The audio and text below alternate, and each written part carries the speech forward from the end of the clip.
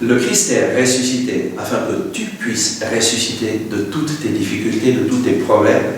Je suis le Père Olivier Bagnou de la communauté Jean-Baptiste, une communauté qui appartient à l'Église catholique et une communauté qui est dédiée à la nouvelle évangélisation. Aujourd'hui, je voudrais partager avec toi, partager avec vous, comment évangéliser, comment annoncer la bonne nouvelle de Jésus-Christ. Quel est le contenu de cette annonce que nous devons faire si nous voulons aider les personnes à rencontrer Jésus vivant dans leur vie.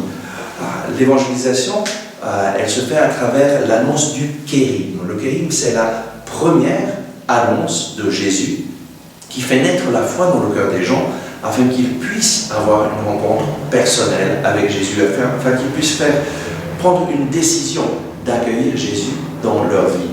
Et le kérigme, dans notre communauté, nous l'avons synthétisé en 6 points. 6 points essentiels. Le premier point, c'est l'amour de Dieu. Nous devons annoncer l'amour de Dieu. Le deuxième point, c'est le problème du péché. Tous, nous sommes pécheurs et nous avons besoin du salut. Le troisième point, c'est le salut en Jésus-Christ. Jésus, en mourant sur la croix, t'a sauvé. Le quatrième point, c'est la foi et la conversion pour accueillir ce Jésus dans notre vie, pour accueillir le Jésus, le salut que Jésus nous a offert dans notre vie aujourd'hui. Le simple point du kérigme, c'est le don du Saint-Esprit qui a reçu Jésus. Jésus nous a promis le don du Saint-Esprit. Et le 6e point, c'est la communauté. Lorsque nous vivons avec Jésus, nous avons reçu le Saint-Esprit, Jésus nous porte à vivre ensemble, en communauté, pour pouvoir ensemble annoncer le kérigme et vivre la vie chrétienne d'une façon vivante. Et donc, commençons directement. Le premier point, l'amour de Dieu. Lorsque tu veux annoncer aux personnes la bonne nouvelle, la première chose à annoncer, c'est l'amour de Dieu. Dieu t'aime et il t'aime. Et aujourd'hui, il désire que tu fasses l'expérience de son amour. Dieu t'aime, il t'aime personnellement. Pourquoi? Parce qu'il est ton papa. Dieu t'aime personnellement. Tu n'es pas un numéro, tu es une personne importante. Écoute bien ce qu'il te dit à travers le prophète Isaïe au chapitre 43, verset 1. Ainsi parle le Seigneur, celui qui t'a créé. Ne crains pas, car je t'ai racheté. Je t'ai appelé par ton nom, tu es à moi. Le Seigneur, dans sa parole, te dit, ainsi parle le Seigneur qui t'a créé. C'est lui qui t'a créé, c'est lui qui a un plan pour ta vie. Et lorsqu'il t'a créé pour un plan spécifique, merveilleux. Et il te dit, ne crains pas, je t'ai racheté. Je t'ai appelé par ton nom, tu es à moi. Dieu t'appelle par ton nom. Tu n'es pas un numéro, tu es une personne importante. Il t'appelle. Je t'aime Françoise, je t'aime Jean, je t'aime Jacques, je t'aime Pierre, je t'aime tel que tu es. Et il te promet, si tu traverses les eaux, je serai avec toi. Les rivières ne te submergeront pas. Si tu passes par le feu, tu ne souffriras pas. La flamme ne te brûlera pas. Car je suis le Seigneur, ton Dieu, car tu comptes beaucoup à mes yeux, tu as du prix et je t'aime. Ne crains pas, car je suis avec toi. Voilà ce que le Seigneur te dit pour t'assurer d'une chose. Dieu t'aime personnellement, parce que tu es son enfant, parce qu'il est ton papa. Le deuxième point pour l'amour de Dieu que nous devons annoncer, c'est l'amour inconditionnel. Dieu t'aime sans condition. Il n'y a aucune condition à l'amour de Dieu pour ta vie. Dieu t'aime sans condition. Pourquoi? Parce qu'il est amour. Il y a une chose que Dieu ne peut pas faire. Il ne peut pas arrêter de t'aimer. Dieu t'aime avec tous tes péchés, avec toutes tes erreurs. Et tu n'as pas besoin de changer pour que Dieu t'aime. Tu changeras lorsque tu feras l'expérience de l'amour de Dieu. Mais l'amour de Dieu est sans condition. Le troisième point dont nous parlons dans l'amour de Dieu, c'est que Dieu veut le meilleur pour toi.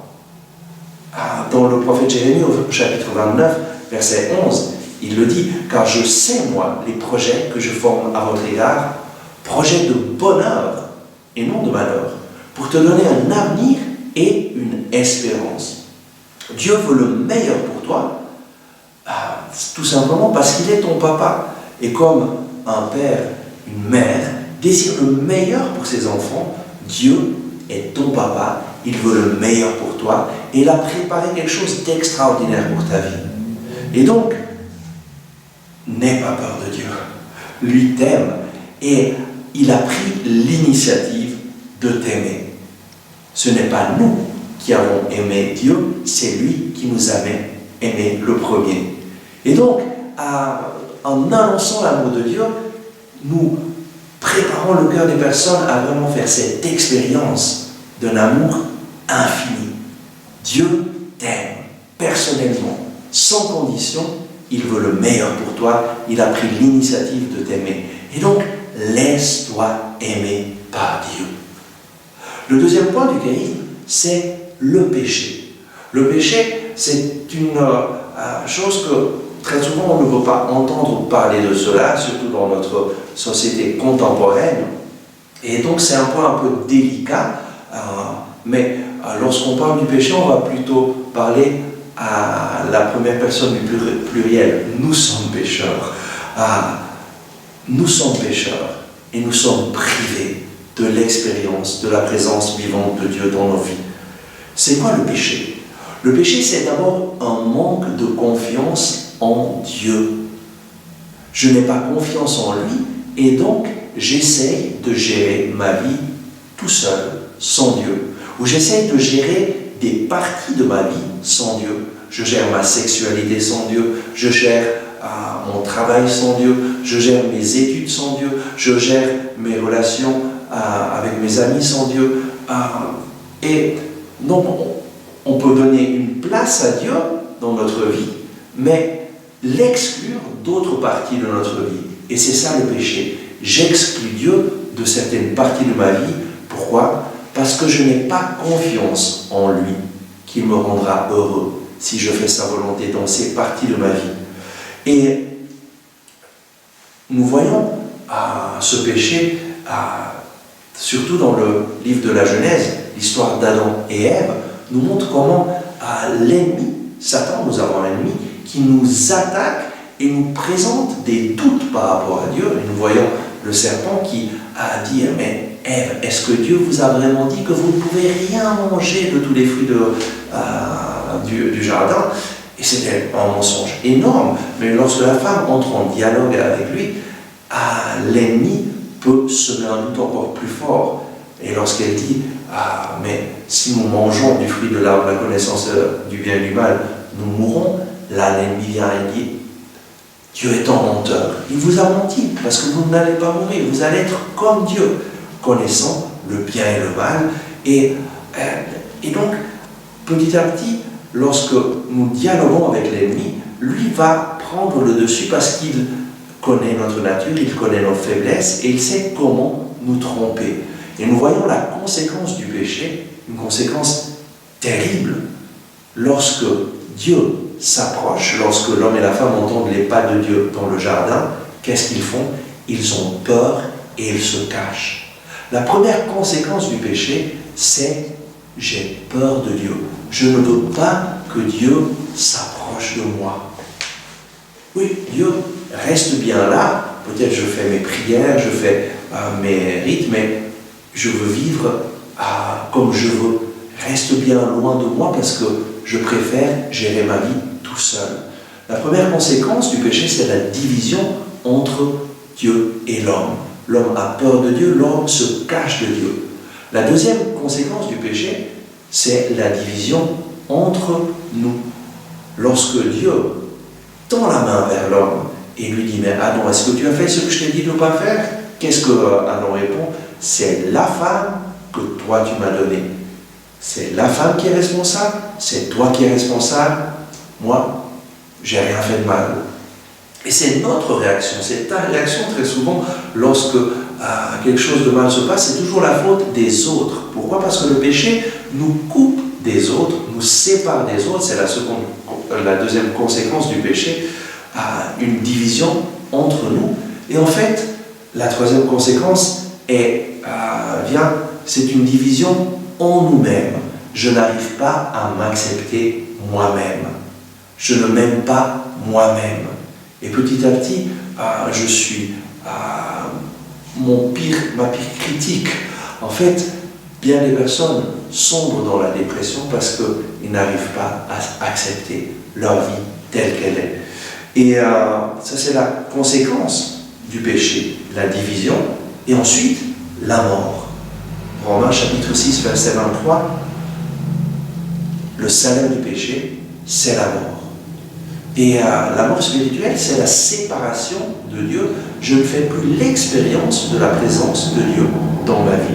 Il me semble que Dieu s'est éloigné de moi. La mauvaise nouvelle, c'est que tous, nous sommes pécheurs.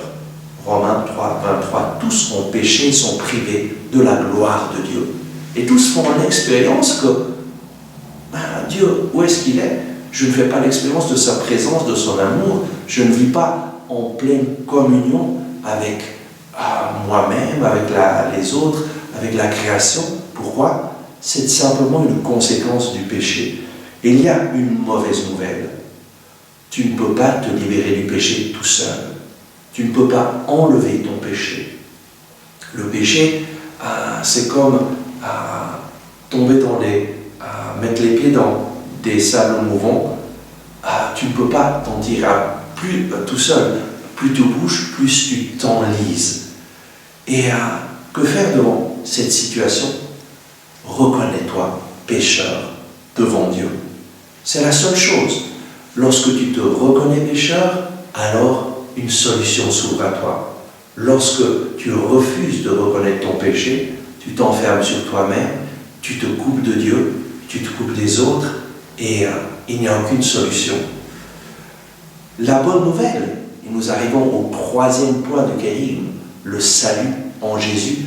La bonne nouvelle, c'est que Dieu t'a tellement aimé, nous a tellement aimé, qu'il ne nous a pas laissés seuls dans cette situation. Il a envoyé son Fils unique, Jésus-Christ, qui est venu dans ce monde pour nous sauver, pour te sauver. Jésus t'a déjà sauvé.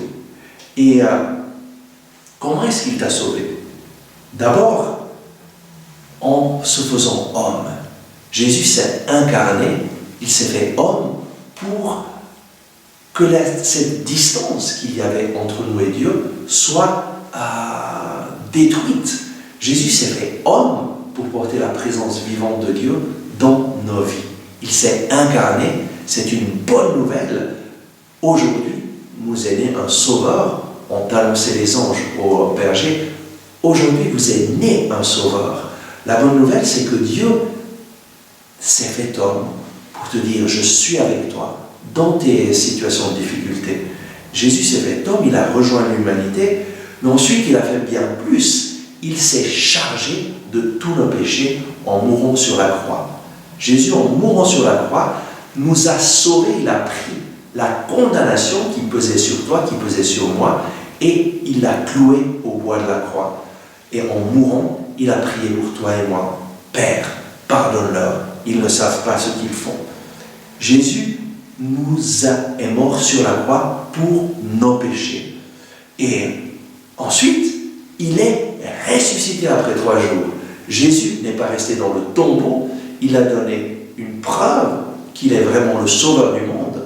Avant sa passion, il l'avait dit à ses disciples, le Fils de l'homme sera livré entre les mains des pécheurs, qui le condamneront et le crucifieront, mais le 3e jour, il ressuscitera. Et Jésus, après 3 jours, a été ressuscité d'entre les morts par la puissance du Saint-Esprit.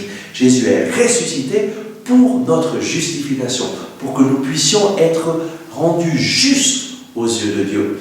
Et Jésus ressuscité est présent au milieu de nous.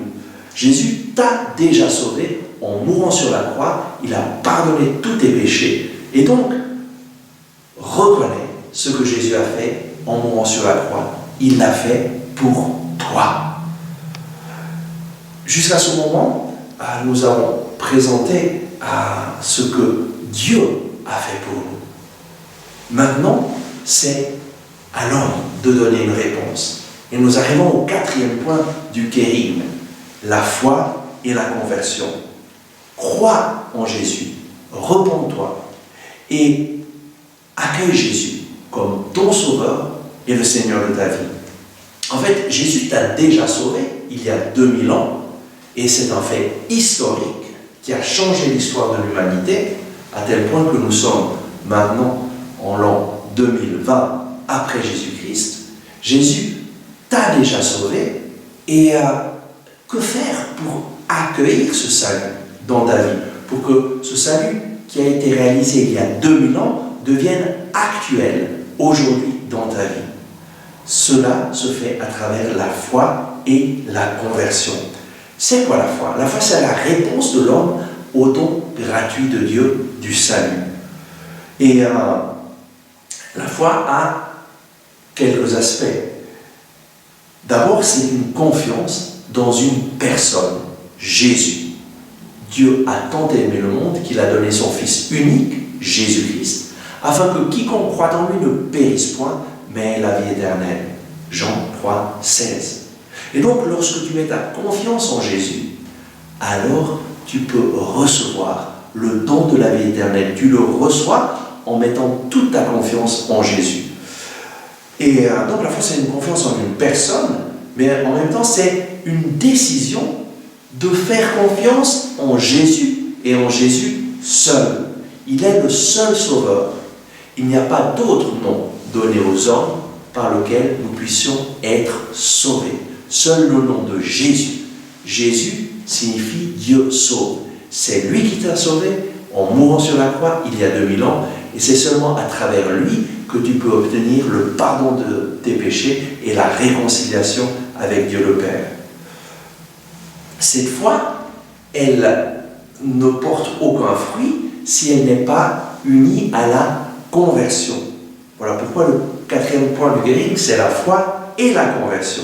La conversion, c'est quoi? C'est un changement de vie.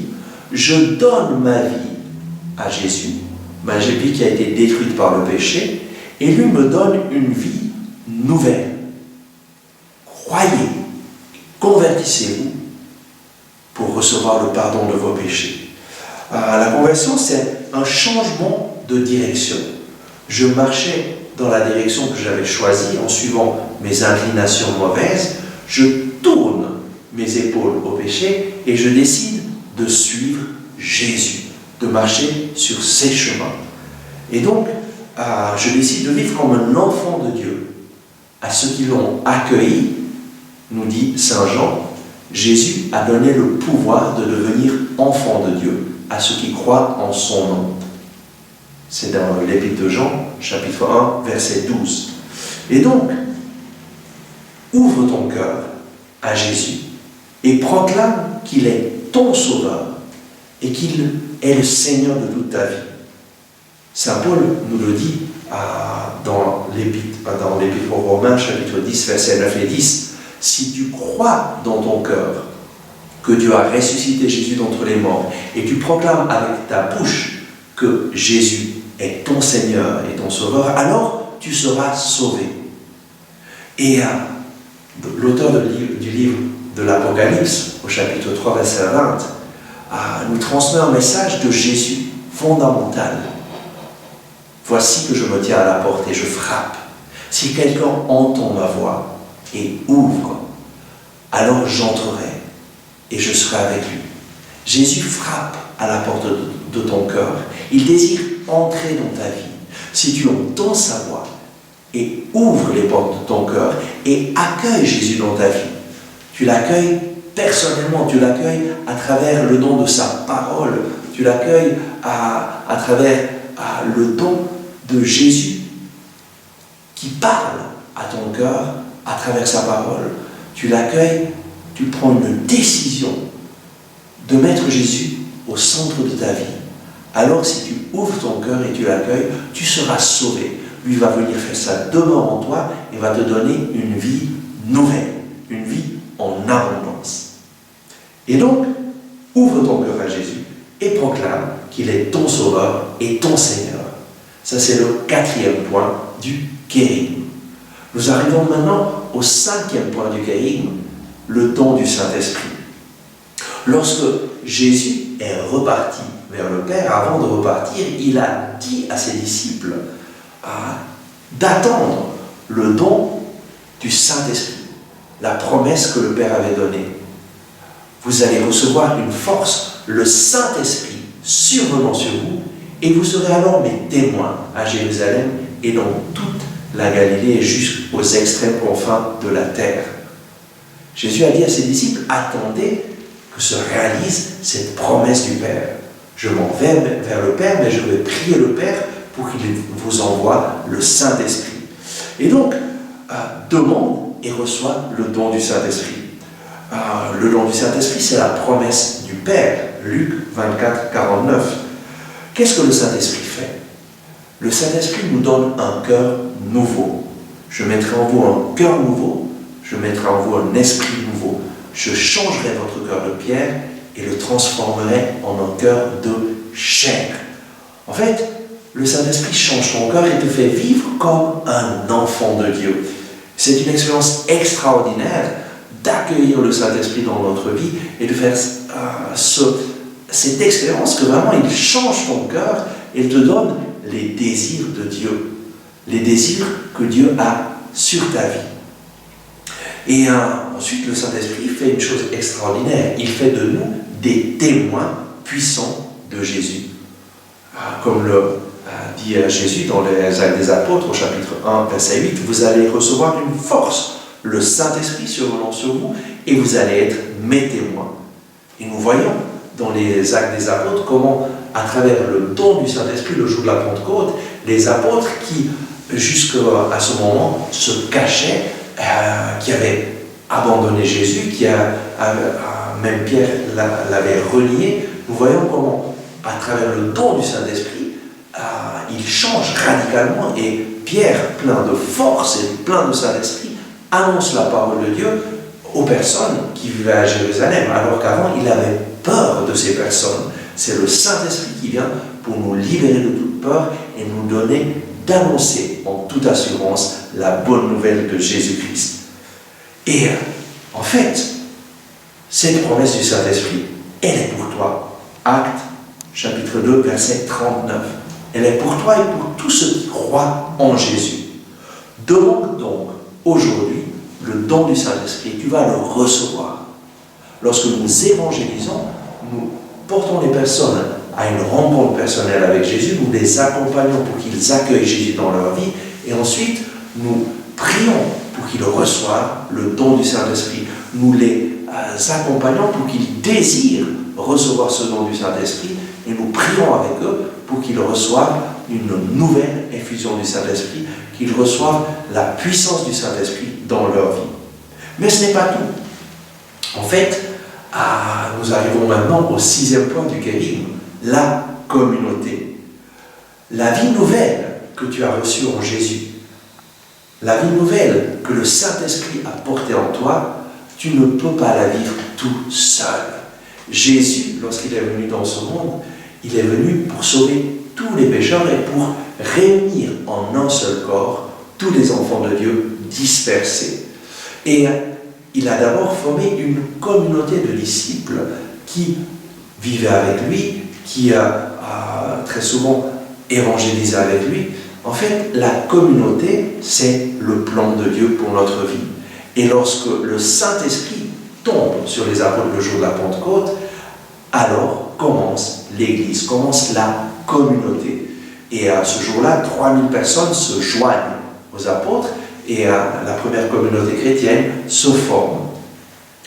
Donc, la vie nouvelle que nous recevons en Jésus, nous ne la vivons pas seuls. Nous la vivons avec des frères et sœurs qui croient en Jésus. Nous la vivons en communauté. La communauté est le lieu où nous pouvons continuer de faire l'expérience vivante de Jésus. Car Jésus a dit, lorsque 2 ou 3 sont réunis en mon nom, je suis présent au milieu d'eux.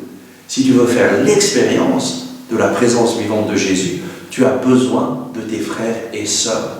La présence de Jésus est différente lorsque nous sommes réunis en son nom que lorsque nous sommes seuls à prier dans notre chambre ou là où tu veux. En fait, il y a une présence forte, une présence différente de Jésus, lorsque nous nous réunissons, nous avons besoin les uns des autres. Et donc, il ne suffit pas de naître de nouveau, de recevoir Jésus dans notre vie. Nous avons besoin d'amitié dans notre vie. Et le don de l'amitié, c'est Jésus qui nous le donne. Une amitié sincère, une amitié sans condition, une amitié qui veut le meilleur pour l'autre. Et en fait, nous sommes le corps du Christ. Jésus réunit en un seul corps tous ceux qui croient en lui. Et l'invitation que nous allons faire lorsque nous évangélisons, c'est « Viens prier avec nous. Viens et continue à rencontrer Jésus présent dans la communauté. » Voilà le contenu de l'annonce de la bonne nouvelle de Jésus-Christ. L'amour de Dieu, le problème du péché, le salut en Jésus-Christ, la foi et la conversion pour recevoir ce salut aujourd'hui dans ma vie et faire l'expérience d'un Jésus vivant qui m'aime, qui est là, qui me sauve, qui me libère de mes chaînes. Cinquièmement, le don du Saint-Esprit. Jésus nous remplit du don du Saint-Esprit pour que nous puissions vivre cette vie nouvelle en plénitude. Et le Saint-Esprit toujours nous pousse à nous unir à des frères et sœurs pour vivre ensemble, en communauté, la vie nouvelle que Jésus nous a donnée. Le Seigneur te bénit, te remplit de sa présence et te donne cette onction du Saint-Esprit pour annoncer la bonne nouvelle de Jésus-Christ. Et alors tu vas voir que Jésus va t'accompagner, va nous accompagner, parce que l'annonce de la bonne nouvelle de Jésus-Christ, oui, elle peut se faire personnellement, avec des personnes. Tu annonces la bonne nouvelle à quelqu'un que tu rencontres, mais elle se fait surtout en tant que communauté. C'est ensemble que nous évangélisons, parce que nous avons tous des dons différents, et ensemble, nous avons vraiment cette capacité de transmettre la bonne nouvelle de Jésus-Christ d'une façon efficace, d'une façon qui aide les personnes à le rencontrer. Merci de m'avoir écouté. Le Seigneur te bénit, te remplit de son Saint-Esprit. À tout bientôt.